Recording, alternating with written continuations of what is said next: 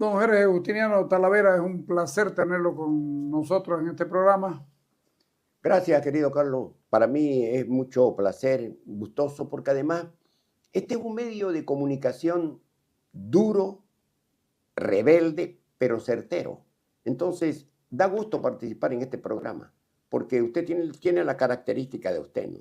Que es un investigador, que es un hombre que le gusta inquirir, ¿me entiende?, las cosas. Y por eso me da mucho placer, querido Carlos, estar con usted conversando. Usted es muy político y va a morirse político. Desde los años 60 hace usted política.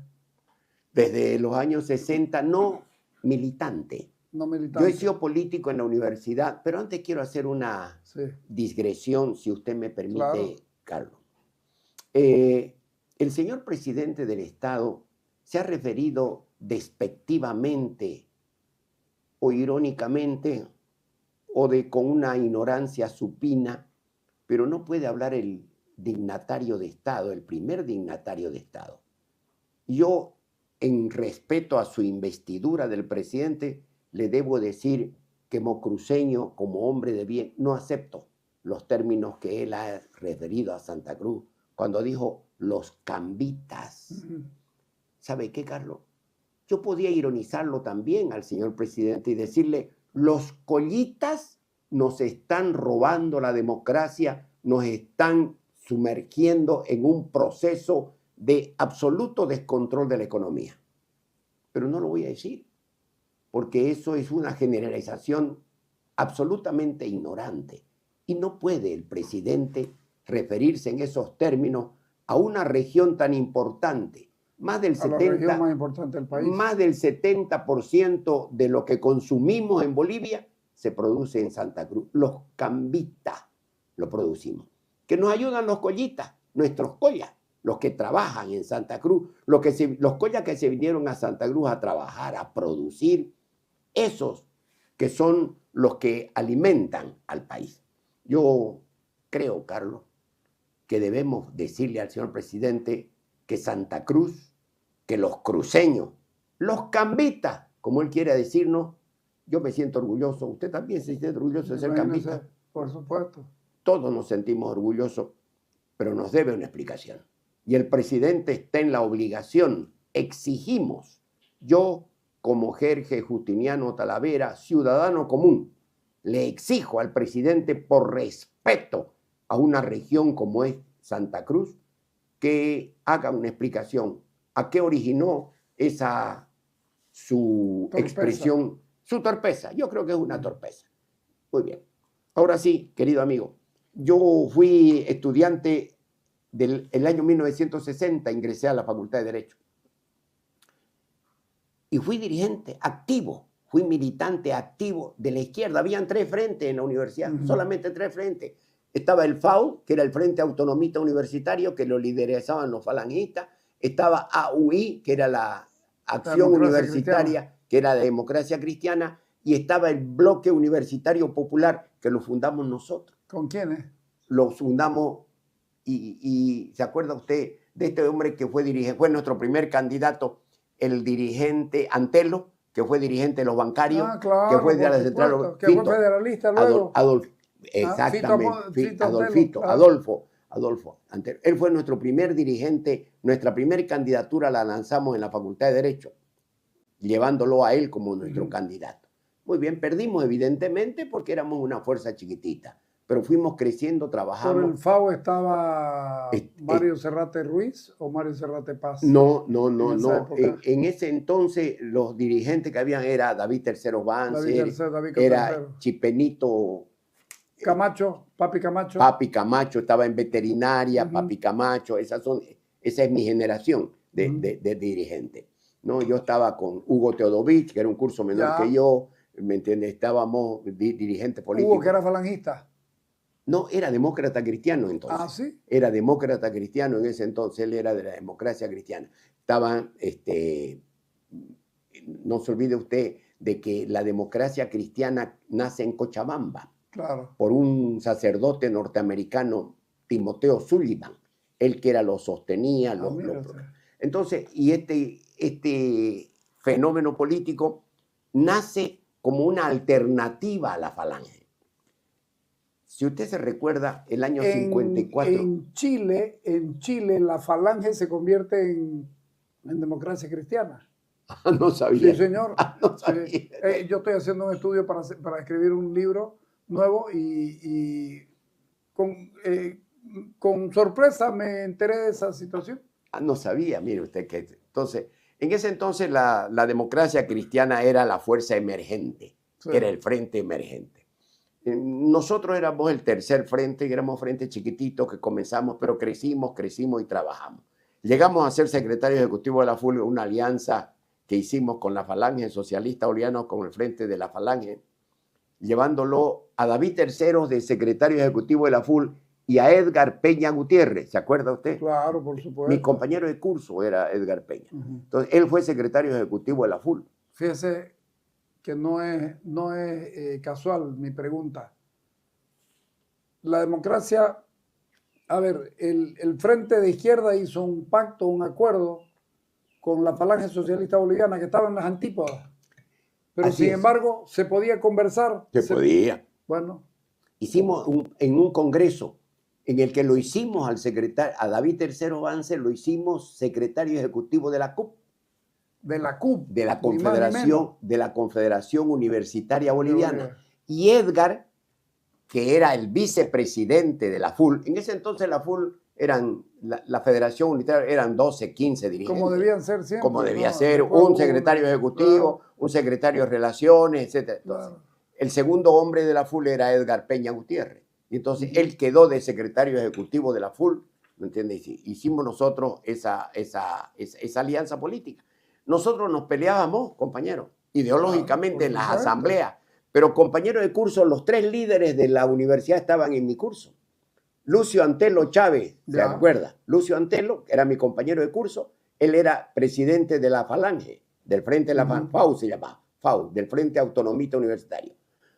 ¿Se acuerda usted de Miguel Capobianco Mariaca? No. Un morocho que fue secretario ejecutivo de la FUL. Miguel Capobianco Mariaca era un veniano, un riberalteño, era presidente de AUI, de la Acción Universitaria Independiente, y yo era el presidente del Bloque Popular.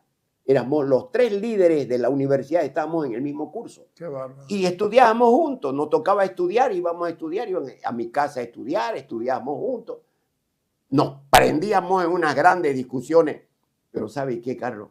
Había discusión ideológica, había contenido. Los estudiantes eran estudiantes que se expresaban con propiedad, con criterio, con formulación de ideas. Queremos para el país esto, queremos para la universidad esto. El 64 se trunca todo ese proceso por el golpe de Barrientos. Así es. Y después viene una serie de golpes militares.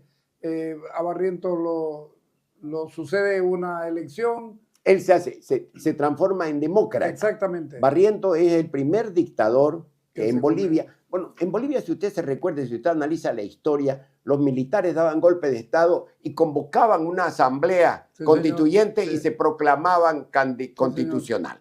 Pero no era mediante el proceso electoral. Barrientos el primero fue el primer candidato, digamos, el primer militar que dirigió un gobierno de facto, que fue una dictadura militar, pero que él convoca elecciones y él se postula a y gana las elecciones. ¿Por qué? Se dio el pacto militar campesino. Sí, señor. Entonces, él hablaba quechua, él es cochabambino, hablaba quechua. Entonces, él fue el primero en capturar. Bueno, varios militares han capturado a los campesinos. Dicen que Barrientos nació en Valle Grande. No, yo creo que es mentira. Hay un libro sobre Barrientos interesantísimo. ¿Ah, sí? Sí. Bueno, yo creo que la historia de Bolivia tiene varios militares que han sido íconos de alguna lucha. Por ejemplo, fíjese, todo el mundo cree que Evo Morales fue el primero en reivindicar al indígena. Mentira, no saben la historia, mentira. El primer presidente que reivindicó a los indígenas fue Belsu. Le decían el Tata Belsu. Claro. Belsu decretó el socialismo, mejor dicho, decretó el gobierno, lo decretó socialista por decreto. No se puede decretar, pero no se puede hacer decretar. Bueno, pero era árabe, ¿no? que era Sí, descendiente. sí, sí. Entonces, el general Belzu fue el hombre que reivindicó a los indígenas. Claro, Le sí. devolvió las tierras a las comunidades La indígenas. Revolución Nacional misma también. La Había revolución. más parlamentarios indígenas y campesinos que de otro tipo. Ahora le En el enseñaremos a gobierno los de MNR. indígenas algo de la historia Ujú. que usted está hablando de la revolución del 52. ¿Por qué los indígenas lo apoyaron al MNR? Porque el Durante tantos MNR años. les dio la tierra. Claro. Hizo la reforma, pero ¿quién la dirigió la reforma agraria? ¿Quién es el que tiene su firma? Un cruceño, nacido en Ñuflo Chávez Ñuflo Ortiz. Chávez Ortiz, nacido en Portachuelo. Ujú. Ese Camba fue el primer ministro de Asuntos Campesinos Sí, señor. que creó el gobierno. Además, Es él un hizo el proyecto, Camba. ¿no? Claro, él era un abogado brillante, Claro, sí, brillante. sí. Compartimos el exilio y allá hicimos muy buena amistad con ¿En él. Lima Estaba también? en Lima también estaba. Sí. Entonces hicimos, además A él él vivía lo en la conocí actividad también. académica. Él, Sí, sí. él era vicerrector de una universidad privada, por cierto. Ujú. Y no fue rector porque era boliviano. Era boliviano. Entonces, Era pero extranjero. era extranjero Sí. para los peruanos. De todas maneras, la figura siguiente. Entonces, importante la historia. No es que los Cambas nunca le hemos servido a los Collas.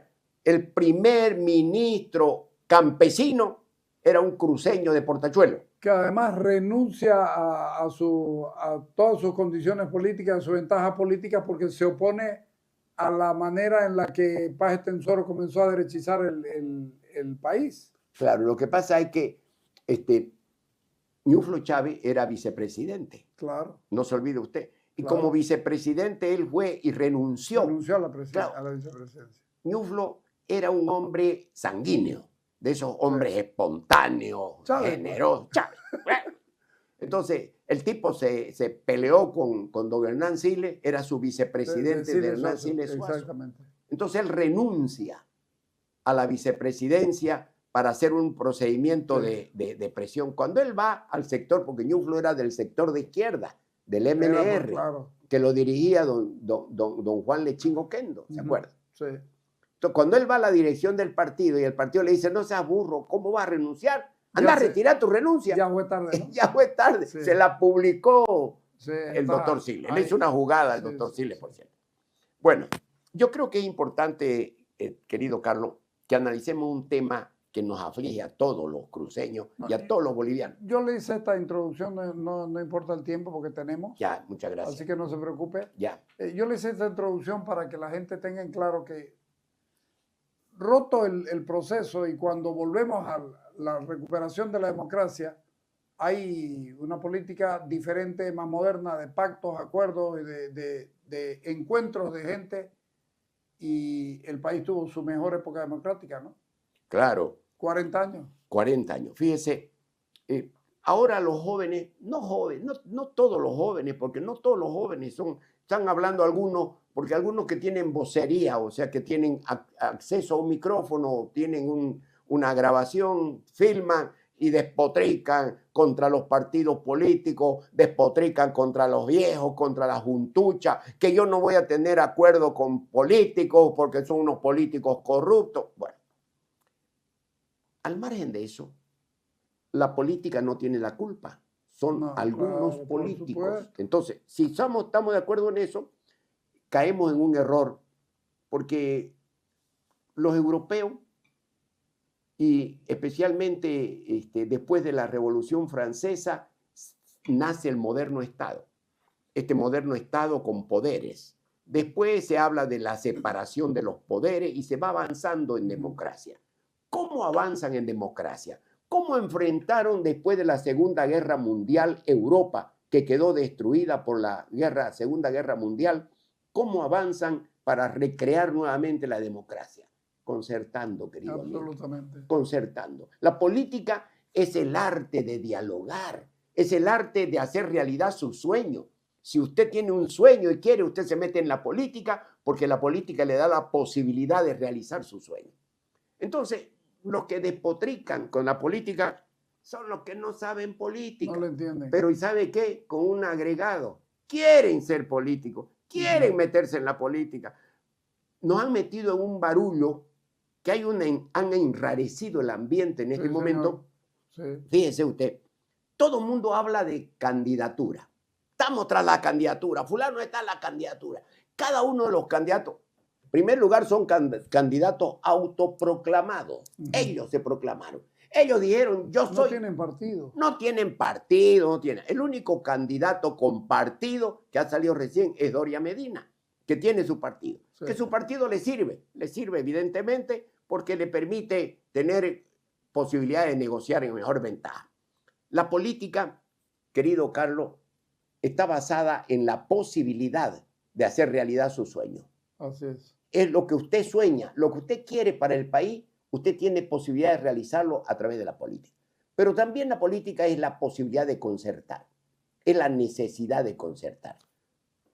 Después de los gobiernos militares que azotaron a Bolivia, la recuperación de la democracia fue un acuerdo de los partidos políticos. Sí, señor. Son los partidos políticos los que acuerdan la democracia. Y la conservación de la democracia con la figura de la renuncia de Siles y la aceptación de los otros partidos para que se acorte un año y para que Jaime Paz pueda ser candidato porque se quedaba fuera. Así es. Todo eso fue práctica Concertado. política y concertación. Exactamente. Lo que ha dicho usted en breves palabras es un proceso histórico que se vio tensamente. Sí. ¿Por qué? Porque estaba la tensión. En primer lugar, yo les recuerdo cuando el gobierno de la UDP, que fue el que presidió el doctor Hernán Siles Zuazo, que se inicia la recuperación de la democracia con el gobierno de la UDP. El gobierno de la UDP fue el que le dio autonomía municipal. La primera ley para elegir alcalde municipal la dictó el gobierno de la UDP. Reclamada además, para que no se enojen, por el Comité de Fue reclamado por todo. El concepto de la autonomía, claro, también que reclamaba como bandera política Santa Cruz, cruceño, eso le da la UDP. Muy bien. La UDP, además, el doctor Hernán Siles Zuazo da un ejemplo de comportamiento democrático de un dignatario de Estado. Yo no soy movimentista, nunca he sido, pero al César lo que es del César. El doctor Siles había una crisis muy grave. El Parlamento no lo controlaba el doctor Siles. No, el Parlamento lo controlaba el MNR y la ADN. En ese entonces era Gonzalo Sánchez de Lozada, porque era el operador político del doctor Páez Tensoro, y era don Hugo Banzer Suárez. Entonces, eran los dos que controlaban el Parlamento. Le tumbaban ministros todos los días al doctor Siles. Todos los días. Entonces, el doctor Sin embargo, Siles, la democracia funcionaba. Funcionaba. Fíjese usted un detalle, que es muy importante. El país vivía en democracia. Tuvimos la hiperinflación más grande de la historia, a la que nos está conduciendo este gobierno, a una inflación parecida. La tuvimos nosotros en ese entonces, le recuerdo, ¿me entiende? Yo fui rector de la universidad del 84 y yo fui rector de la universidad precisamente para poder encarar la crisis. Pagaba todos los lunes, o sea, le pagaba a los empleados como si fueran obreros todos los lunes. ¿Por qué razón? Porque el martes devaluaba su moneda. Entonces llegaba a fin de mes, ¿me entiende? Y su moneda valía menos. Entonces, para encarar esa crisis la vivimos los bolivianos, pero con un civismo y con una construcción democrática interesante. Claro, ¿Me entiendes? El doctor Siles se anunciaba, habían agoreros, como los hay ahora, como hay ahora agoreros que hablan un poco más y le declaran la guerra a los collas. Bueno, de boca, no de boca, porque no van a los cabildos. No, eso es de boca. Está en su casa, escribe y es como lo consiente lo que dice el micrófono. El doctor Siles, preveyendo eso, renuncia, porque habían rumores de que los militares estaban siendo hablados, hablaban algunos para que den golpe de Estado. Entonces el doctor Siles convoca a los partidos políticos, a todos los partidos políticos con representación parlamentaria. Con la presencia de la iglesia. Incluso. Con la presencia de la iglesia, lo mismo que se dio cuando se fue Evo. Lo mismo. Sí. Se reunieron los mismos. Además que estos se reunieron además con presencia de inclusive diputados de Europa, parlamentarios europeos que ayudaron. Mejor estuvo la reunión de esta que la de entonces. Claro. La de entonces fue mucho más productiva. Claro. ¿Le pido un corte? Sí, claro. Ya, dale.